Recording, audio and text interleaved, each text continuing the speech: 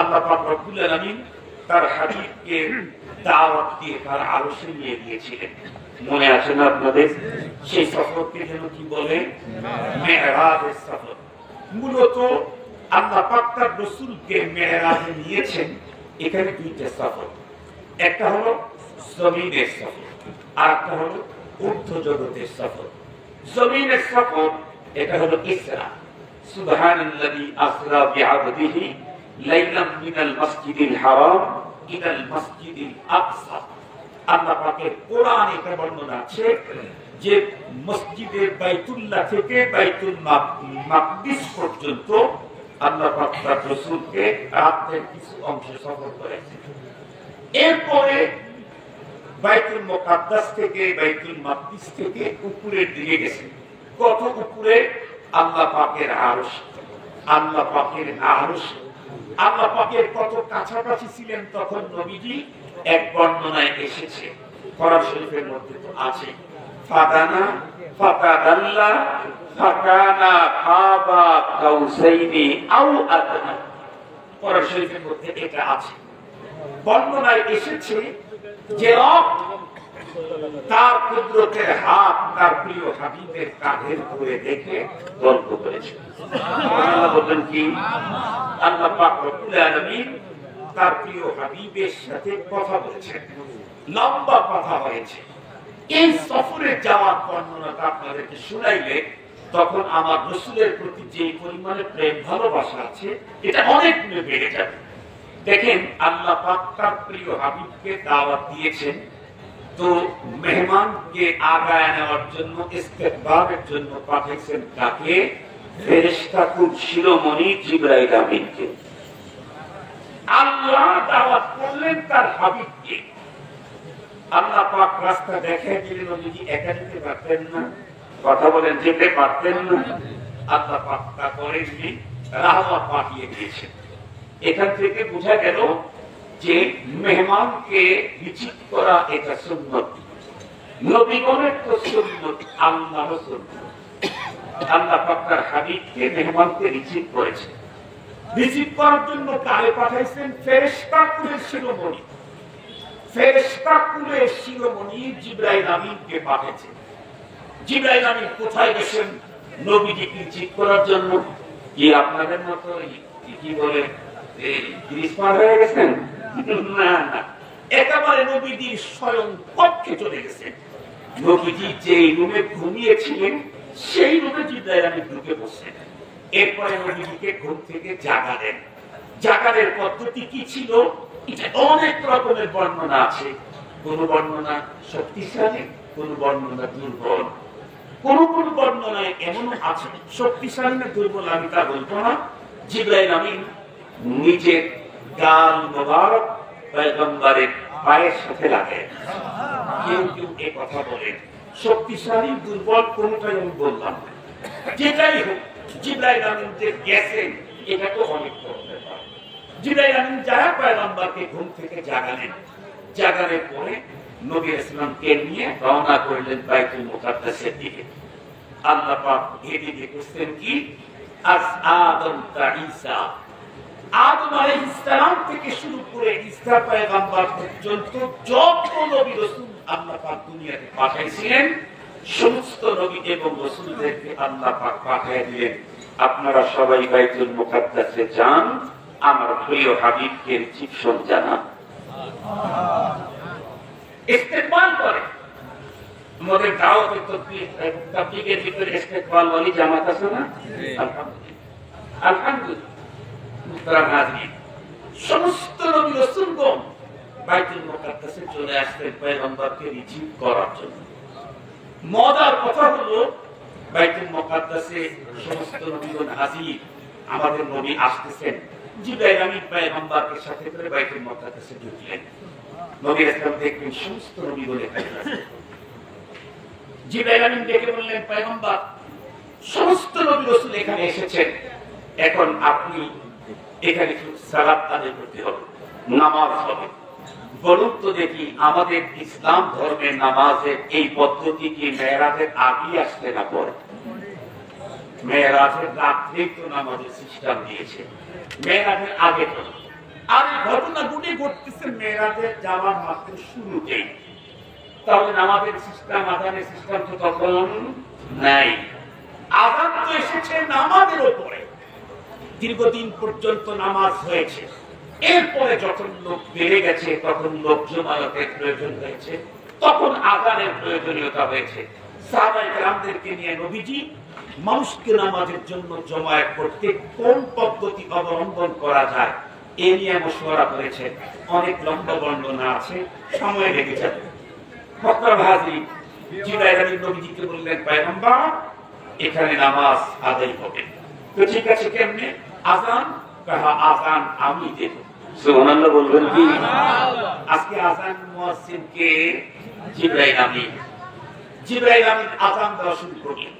আল্লাহু আকবার, আল্লাহু আকবার বলেন তো দেখি। মুয়াজ্জিন যা বলে মুসল্লিরা অন্যরা তাই বলে। সমস্ত নবী রাসূলগণ বলছেন আল্লাহু আকবার, আল্লাহু আকবার। এরপর আশহাদু আল্লা ইলাহা ইল্লাল্লাহ, সমস্ত নবীগণ বলতেছেন আশহাদু আল্লা ইলাহা ইল্লাল্লাহ। এরপরে আশহাদু আন্না বলার পরে জিবরাইল আমিন থেমে গেলেন। কেন? দ্বিধার মধ্যে পড়লেন। এখানে আদম সফিউল্লাহ আছে, ইব্রাহিম খলিলুল্লাহ আছে, মুসা কালিমুল্লাহ আছে, ঈসা রূহুল্লাহ আছে, মুহাম্মাদুর রাসূলুল্লাহ সর্বশেষে আসতেন বনিও আছে। তো আমি কোনটা লাগাবো? কি আদম সফিউল্লাহ লাগাবো, না ইব্রাহিম খলিলুল্লাহ লাগাবো, নাকি মুসা কালিমুল্লাহ লাগাবো, না ঈসা রূহুল্লাহ লাগাবো, নাকি মুহাম্মাদুর রাসূলুল্লাহ লাগাবো? জিবরাইল আমিন থেমে গেলেন। রব্বুল আলামিন জিজ্ঞেস করে, জিবরাইল থামলে কেন? উত্তর করে, ইয়া রাব, ইহনা মুহিনা আদম সফিউল্লাহ, মুসা কালিমুল্লাহ, ঈসা রূহুল্লাহ, ইব্রাহিম খলিলুল্লাহ, মুহাম্মাদুর রাসূলুল্লাহ, আমি কোনটা বলবো? আল্লাহ পাক তখন জানায় দিলেন, যেখানে আমার হাবিব মুহাম্মাদুর রাসূলুল্লাহ থাকে সেখানে অন্যগুলা বলার কোনো সুযোগ থাকে না। সুবহানাল্লাহ। আসতে হতো আমাদেরকে যেই মানের রাসূল আল্লাহ দিয়েছেন সেই মান হিসাবে সুবহানাল্লাহর আওয়াজটা আসতে হয়েছে। একটু জোরে বলেন সুবহানাল্লাহ। আমরা তো মাঝে মাঝে রাস্তায় চলতে ফিরতে দেখি ওই কানাডা, ওই আমেরিকায় ক্রিকেট খেলা হচ্ছে, ক্রিকেট। হঠাৎ করে অনেক 10-20টা ছেলে দাঁড়ায় দাঁড়ায় দেখতেছে, হঠাৎ করে চিল্লেন, কি হয়েছে বাবা? সবটা মারছে, সবটা। আমি জিজ্ঞেস করতে চাই, সবটা কি এই দেশে মারছে? খেলা হইতেছে কানাডা, সবটা মারছে কানাডা। 6 নাম্বার যদি পেয়ে থাকে পাইছে হলো ওই খেলোয়াড়, যে খেলোয়াড়টা এই দেশেরও না, এই দেশের ভাষারও না, এই ধর্মেরও না, এই সভ্যতারও, এই সংস্কৃতিরও না। ওই খেলোয়াড়ের সাথে যারা চিল্লানি দিলে তাদের জীবনে দেখাও হয়, কোনদিন মুসাফা হওয়ার সম্ভাবনাও নাই। ধর্মও এক না, ভাষাও এক না, দেশও এক না। এরপরে এত চিল্লানি দেয় কেন? মজা পেয়েছে এই জন্য। বলুন তো দেখি, এর চাইতে আল্লাহ পাক আমার রাসূলকে যে মাকাম দিয়েছেন, যার বর্ণনা শুনলাম, আনন্দটা কি এর চাইতে কম হওয়ার কথা না অনেক বেশি? সেই হিসাবে কিন্তু সুবহানাল্লাহ হয় নাই। মুহাব্বতের সাথে, আকীদাতের সাথে আল্লাহকে সন্তুষ্ট করার জন্য, পরপরে পয়গম্বরের শাফাআতের ডাক প্রাপ্তির জন্য দিল থেকে আবার বলি সুবহানাল্লাহ। মাশাআল্লাহ। এখন মজার কথা, আযান তো হয়ে গেল। জিবরাইল আমিন তখন আযান দিলেন, আশহাদু আন্না মুহাম্মাদার রাসূলুল্লাহ। সমস্ত নবীগণ তখন কি বললেন? কথা বলেন, আশহাদু আন্না মুহাম্মাদার রাসূলুল্লাহ। এই জায়গায় আল্লাহ পাক জিবরাইল আমিনকে দিয়ে আযান দেওয়ায় নবীদেরকে দিয়ে আশহাদু আন্না মুহাম্মাদার রাসূলুল্লাহ বলাইলেন কেন? সে আর এক মজার কথা, শোনার মতো ধৈর্য কি আপনাদের আছে? আল্লাহ পাক রব্বুল আলামিন রূহের জগতে যখন আদম পয়গম্বরের আচ্ছাই তৈরি হয়, রূহের জগতে 2টা কনফারেন্স করেছিলেন। দ্বিতীয় কনফারেন্স ছিল স্পেশাল, প্রথম কনফারেন্স ছিল হলো জেনারেল। দ্বিতীয় কনফারেন্সের বিষয়বস্তু ছিল রাসূল করিম সাল্লাল্লাহু আলাইহি ওয়াসাল্লামের রিসালাতের স্বীকৃতি। আর এই স্বীকৃতি আল্লাহ পাক নিয়েছেন উম্মতের কাছ থেকে না, সমস্ত নবীগণের কাছ থেকে। সুবহানাল্লাহ। খুব ভালো করে বুঝবেন। আল্লাহ পাকের কোরআনে আল্লাহ তাআলা বলেন وَإِذْ أَخَذَ اللَّهُ مِيثَاقَ النَّبِيِّينَ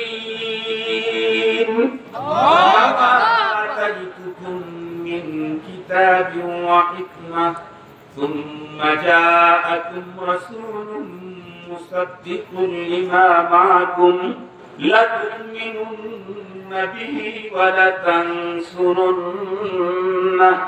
قال أأقررتم وأخذتم على ذلكم إصري قالوا أقررنا قال فاشهدوا وأنا معكم من الشاهدين আয়াত বলেন তো দেখি ঈমান বাড়ছে না ভিতরে? কথা বলেন, ঈমান বাড়ছে না ভিতরে? তিলাওয়াতে মজা লাগছে না? আপনারা একটা পথ দেখবেন, অনেক সময় মোবাইলের অনেক ডিস্টার্ব হয়, তার ভিতরে একটা ডিস্টার্ব হলো এই ফুল চার্জ কল আসার সাথে সাথে সাদা হয়ে যাচ্ছে। এই জাতীয় ঝামেলা ভিডিওগুলো কি পড়েছেন? আমি পড়ছি। এই জাতীয় ঝামেলা যদি কার হয়, তাহলে সে এক্সপার্ট মিস্ত্রির কাছে গেলে মিস্ত্রি প্রথমে ব্যাটারিটা চেক করবে। তো ব্যাটারি যখন চেক করে তখন ওই ব্যাটারির দুই সাইডে দুটা ক্লিপ লাগায় আর ওখানে মিটারের দিকে তাকায়। ক্লিপ লাগানোর পরে মিটার যদি নড়াচড়া করে তাহলে বুঝে যে ব্যাটারি ঠিক আছে, অন্য জায়গায় সমস্যা। আর যদি মিটার নড়াচড়া না করে তাহলে বুঝে ব্যাটারি ড্যামেজ। কোরআনে পাকের আয়াত তেলাওয়াত শোনার পরে তার ভিতরে যদি ভালো লাগার মিটার নড়াচড়া না করে তাহলে বুঝতে হবে আর ঈমান ড্যামেজ। বুঝতে হবে তার ঈমান ড্যামেজ। এই কারণে নড়াচড়া করে না, দেয় না, একটু মজা লাগে না, একটু ভালো লাগে না। এ কথা আমার, এ কথা মুহাম্মদ রাসূলুল্লাহ সাল্লাল্লাহু আলাইহি ওয়াসাল্লাম। উনি বলেন ইদা সাররাতকা হাসানাতু ওয়া আসরাআতকা সাইয়্যাতু ফাআনতা মুমিন। কতক্ষণ পর্যন্ত তোমার ঈমান আছে? তো মিটার দিয়ে চেক করলেই তো হয়। তোদের মিটার তো আমার কাছে নেই, তো মিটার আমি রাসূলুল্লাহকে দিয়ে দিলাম ফিরে। কি মানুষ জীবন চলার পথে ভালো মন্দ কাজ সবার হয়েই থাকে। এমন না যে আমি হুজুর সারাদিন শুধু ভালো কাজই করেছি, আমার দ্বারা মন্দ কাজ হয়েছে। পৃথিবীতে মন্দ কাজ হয় নাই শুধু নবী এবং রাসূলগণের দ্বারা। জিন্দেগিতে নবুয়তের আগে পরে কোন মন্দ কাজ হয় নাই, আল্লাহকে দেন নাই। 24 ঘন্টা রব্বুল আলামিন নবীদেরকে নিজের নিয়ন্ত্রণে হেফাজত করেছে। আমাদের তো ভালো মন্দ হবে, তো মুমিন যে ঈমান আছে কিনা এটা বুঝবে কেমনে? ভালো কাজ করলে যদি তোমার একটু ভালো লাগে, আর মন্দ কাজ করলে যদি তোমার একটু খারাপ লাগে, পেরেশানি লাগে, তাহলে তুমি বুঝতে পারবে তোমার ঈমান আছে আছে আছে। না থাকলে গুনার কাজ তোমার খারাপ লাগতো না, ভালো কাজ তোমার ভালো লাগতো না। আমার উস্তাদ শেখুল হাদিস আব্দুল হক রাহমাতুল্লাহি আলাইহি এই কথাটাকে উল্টায় দিয়ে বলেছেন, পৃথিবীর সবচেয়ে ক্ষতিগ্রস্ত ওই ব্যক্তি যে ব্যক্তি ভালো কাজ ভালো লাগে না, খারাপ কাজ খারাপ লাগে না। এই জাতীয় লোক আমাদের দেশে আছে না নাই? আমার ভালো লাগে না কিন্তু যাত্রা তার খারাপ লাগে না, নারী নিয়ে গল্প দিতে তার খারাপ লাগে না, মদ খাইতে তার খারাপ লাগে না, মানুষের উপরে জুলুম নির্যাতন তার খারাপ লাগে না। এরকম লোক আছে না নাই?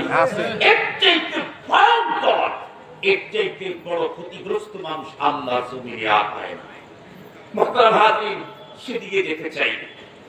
আমার কথা ছিল হলো যে কোরআনের পাকের তিলাওয়াত শুনলেই অবশ্যই অন্তরের ভিতরে একটু নাড়া দিবেই। কিছুক্ষণ আগে যে আয়াত তেলাওয়াত করলাম, সে আয়াত কারিমাতে আল্লাহ তাআলা বলেন, আল্লাহ পাক রূহের জগতে আদম আলাইহিস সালাম থেকে শুরু করে ঈসা পয়গম্বর পর্যন্ত সব নবীদেরকে একটা গ্যারান্টি একত্রিত করে তাদেরকে বললেন, আপনাদের প্রত্যেককে আমি নবুয়ত দেব, রিসালাত দেব, ইলম দেব, হিকমত দেব, আপনাদেরকে আমি কিতাব দেব, শরীয়ত দেব। শর্ত একটা কি? সুম্মা জাআকুম রাসূল, আপনাদের সবার শেষে একজন রাসূল আমি পাঠাবো। মুসাদ্দিকুল লিমা মাআকুম, যে নবী আপনাদের প্রত্যেকের নবুয়তকে সত্যায়িত করবেন। আপনারা একটা ওয়াদা দিয়ে আপনাদেরকে, কি ওয়াদা? লা তুমিনুন্না বিহি ওয়া লা তানসুরুন্না, আপনি অবশ্যই তার প্রতি ঈমান আনবেন, অবশ্যই তাকে সাহায্য করবেন। এই কথা বললে এই সমস্ত নবীগণ গুহের জগতে বললেন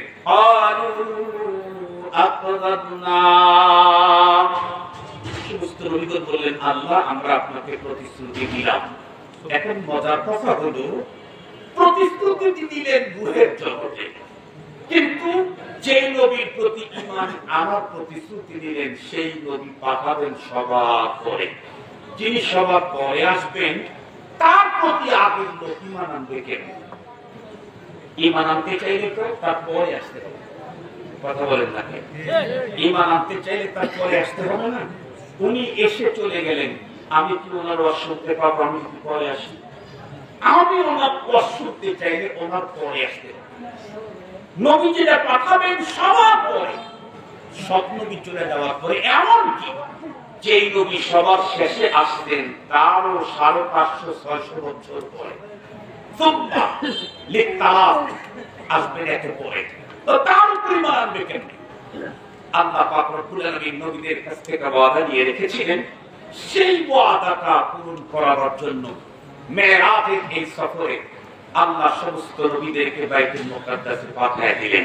ওই যে ওয়াদা দিয়েছিলেন গুহের জগতে, সেই ওয়াদা পূরণ করার জন্য আজকে যেতে হবে বাইতুল মুকাদ্দাস। মুসলমান ভাইরা আমার কথা ভালো করে বুঝবেন, আজ আদম তা ঈসা সমস্ত নবীগণ আল্লাহর পয়গম্বরের মেরাজের সফরে বাইতুল মুকাদ্দাসে হাজির হয়েছিলেন। পয়গম্বর যখন এখানে উপস্থিত হলেন, জিবরাইল আমিনকে দিয়ে আল্লাহ পাক রব্বুল আলামিন আযানের ব্যবস্থা করলেন। আযানের ভিতরে জিবরাইল আমিন আশহাদু আন্না বলে যখন চুপ মারলেন, কি বলবেন? আল্লাহ পাক জানাই দিলেন মুহাম্মাদুর রাসূলুল্লাহ যেখানে থাকে অন্য কোন নবীর নাম উল্লেখ করার প্রয়োজনীয়তা নাই। এখন জিবরাইল আমিন বন্ধুরা আমার আযান দিলেন, আশহাদু আন্না মুহাম্মাদার রাসূলুল্লাহ। জিবরাইল আমিনের কণ্ঠের সঙ্গে কণ্ঠ মিলাইয়া আদম পয়গম্বর থেকে শুরু করে ঈসা পয়গম্বর পর্যন্ত সমস্ত নবীগণ বললেন আশহাদু আন্না মুহাম্মাদার রাসূলুল্লাহ। তার মানে রূহের জগতে আমার পয়গম্বরের উপরে ঈমানের যে প্রতিশ্রুতি আল্লাহ পাক নবীদের কাছ থেকে নিয়েছিলেন, আজকে এই নবীদের মিলন মেলাতে সেই ওয়াদা রব্বুল আলামিন পূরণ করিয়ে দিলেন। এখন তো আযান হয়ে গেছে, নামাজের পালা। নামাজের ইমামতি কে করবে? খুব ভালো করে বুঝবেন। রব্বুল আলামিন জানা দিলেন জিবরাইল, যেখানে রহমতে আলম আমার হাবিব যেখানে থাকে সেখানে অন্য কারো ইমামতি করার কোনো প্রয়োজন নাই, এখতিয়ার নাই। এ কারণে আমার হাবিবকেই আপনি পাঠিয়ে দেন, উনি এখন নামাজ পড়ায় দিবে। আমি আগেই বলেছিলাম সমস্ত নবী এবং রাসূলগণের ইবাদত হলো কোয়ালিটিফুল, এর ভিতরে আবার 1% যদি আর উন্নত হয় সেটা হলো আমার পয়গম্বরের। এ কারণেই তো অন্য কোন পয়গম্বরকে দিয়ে আল্লাহ পাক ইমামতি করান নাই, ইমামতি করাইছেন আমার পয়গম্বরকে দিয়ে। এত বড় একজন পয়গম্বর, যিনি উম্মতের নবী, নবীদের নবী, যিনি সর্বশেষ নবী, সর্বশ্রেষ্ঠ নবী, সর্বশেষ নবী, সেই নবীকে আল্লাহ পাক আজকে কোরআনে হাকিমের সূরাতুজ যারিয়াতের 55 নম্বর আয়াতে কারিমাতে আল্লাহ পাক অর্ডার করলেন, ওয়াযাক্কির, ওগো নবীদের নবী, উম্মতের নবী, ওগো সর্বশ্রেষ্ঠ নবী, সর্বশেষ নবী, আপনি কোরআনের কথা বারবার শোনান। আমি জিজ্ঞেস করি, আল্লাহ পয়গম্বর কোরআনের কথা কাদের সামনে আলোচনা করতেন? নিঃসন্দেহে সাহাবায়ে কেরাম। সাহাবায়ে কেরাম কারা? সাহাবায়ে কেরাম এমন একটা গ্রুপ, এই পৃথিবীতে নবী এবং রাসূলদের পরে এর চাইতে উন্নত কোন মানুষ আল্লাহ তৈরি করেন নাই।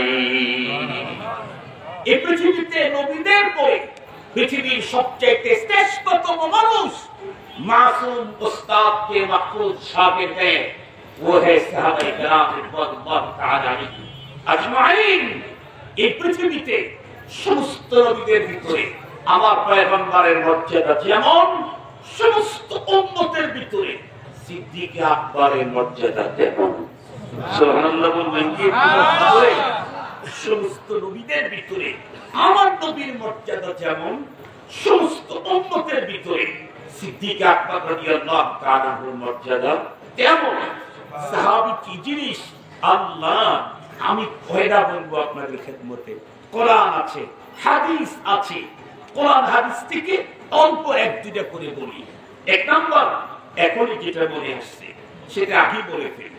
আমার রাসূল আমাদেরকে বলে গেছেন, আলাইকুম বিসুন্নতি ওয়া সুন্নাতিল খুলাফাইর রাশিদিন আল মাহদিয়্যিন। খুব ভালো করে বুঝবেন, নবীজি বলেন তোমাদের জন্য অবশ্য পালনীয় আমি রাসূলুল্লাহর সুন্নাত, আর আমার পরে আমার খোলাফায়ে রাশিদার সুন্নাত তোমাদের জন্য অবশ্য পালনীয়। কি পরিমাণে পালনীয়?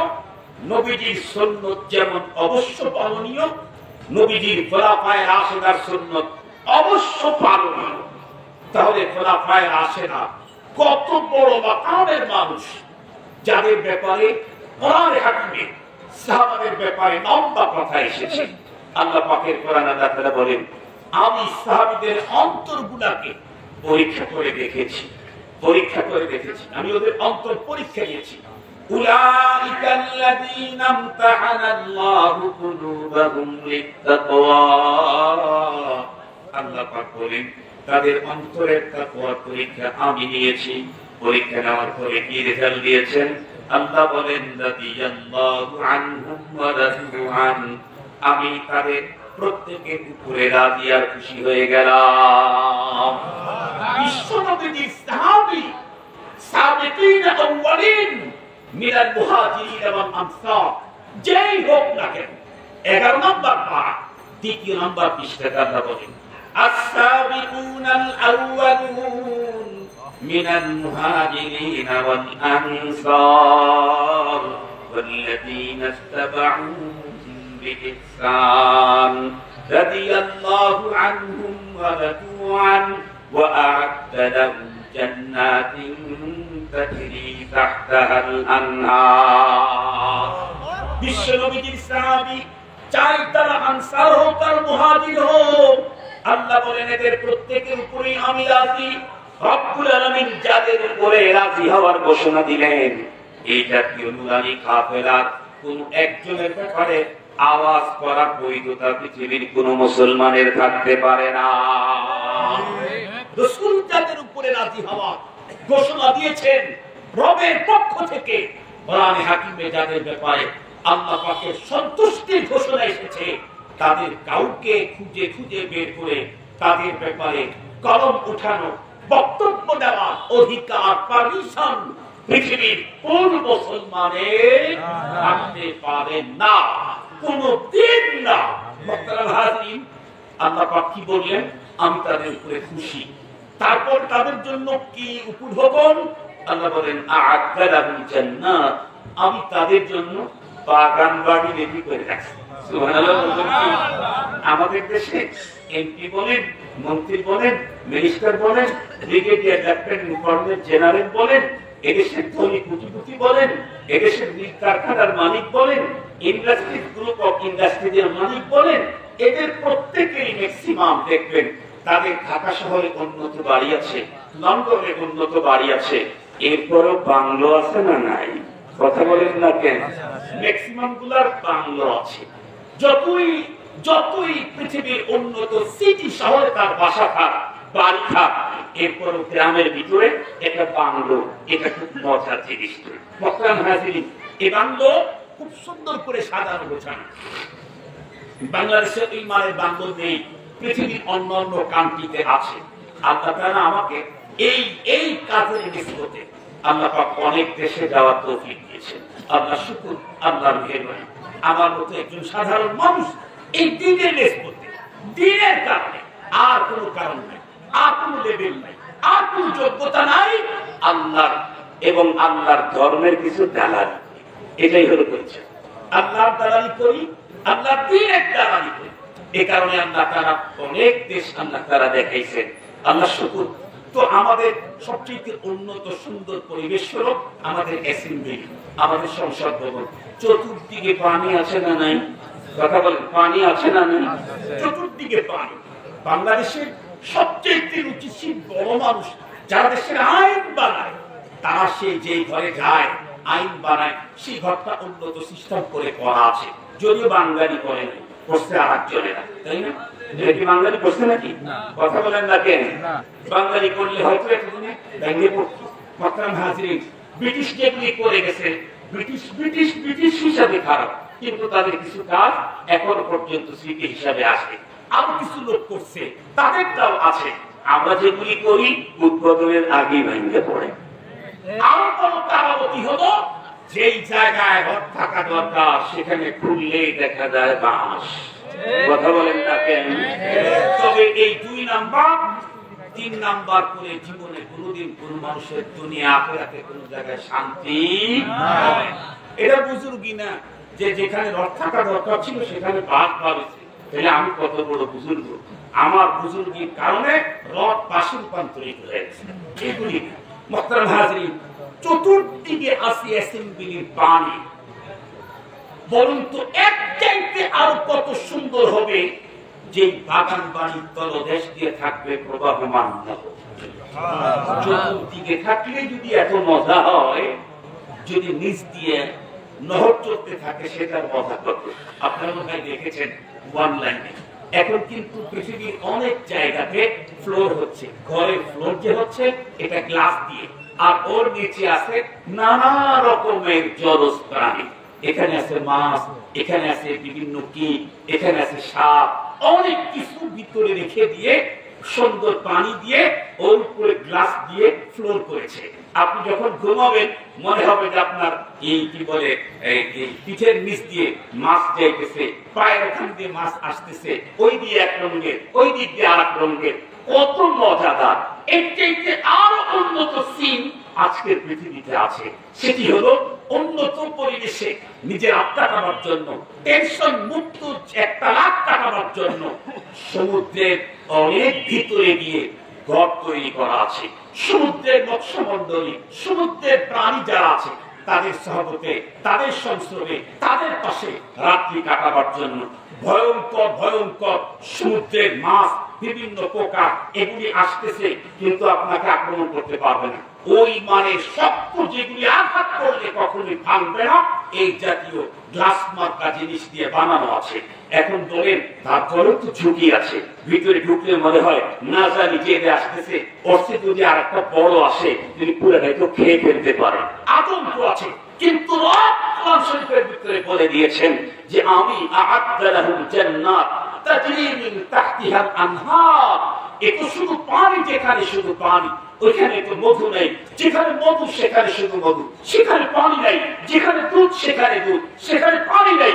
রব বলেন তোমাকে যে বাগান বাড়ি দেব, সেই বাগান বাড়ির নিচে দিয়ে 4 প্রকারের প্রবাহমান নহর যাবে। আল্লাহর কোরআন, আল্লাহ তাআলা বলেন ফিহা আনহারু মিন মাইন গায়রি আসিন। কোরআন শরীফ, কোরআন থেকে বলছি, তাফসীরের টিকা থেকে বলছি না, হাদিস থেকেও বলছি না, ডাইরেক্ট আল্লাহর কোরআন থেকে। আপনি এখন বলেন যেই মানুষগুলা দুনিয়াতে বেঁচে থাকতে আল্লাহ তাদের অন্তরের পরীক্ষা নিয়ে রেজাল্ট আউট করে তাদের জন্য উপভোগন ঘোষণা দিলেন, তোমাদের জন্য বাগান বাড়ি রেডি করে রাখছি, যেই বাগান বাড়ির সাইড দিয়ে নহর না নিচ দিয়ে নহর? কথা বলেন না কেন? সাইড দিয়ে নহর তো আমাদের দেশেই আছে, নিচ দিয়ে নহর থাকবে। কয় প্রকারে? আরবদের বলেন কয় প্রকারে? 4 প্রকারে। তার ভিতরে একটা নহর যেই জাতীয় যেই পানীয় খাওয়ার জন্য আমাদের দেশের যুবকেরা এখন খুব পাগল, প্রশাসন, আইন, বাবা মা সবার চোখ ফাঁকি দিয়ে যে বোতলগুলি খাওয়ার জন্য এখন ব্যস্ত, ওইটা আরো অনেক উন্নত করে ওই বোতলের পানীয় সমুদ্রই দান করে দিবে। কিন্তু শর্ত হলো তোমাকে দুনিয়াতে এই ছোট বোতল ছাড়া না। কথা কি বুঝাইতে পারছি? কথা কি বুঝাইতে পারছি? দুনিয়াতে এই ছোট বোতল ছাড়ো, কত হাজার টন তুমি খেতে চাও, অনেক উন্নত। এই বোতল খেলে তো কাপড় কখন খুলে যায় টের পাওয়া যায় না। আর পরকালে যে সারা রব দিবেন, এটা একবার খাইলে জীবন যৌবনের যে এনার্জি তৈরি হবে তা পৃথিবীর কোন মুখ বর্ণনাই করতে পারে। পৃথিবীর কোন মুখ বর্ণনায় করতে পারে না। মুসলমান ভাইয়ারে আমার লম্বা কথা বলতে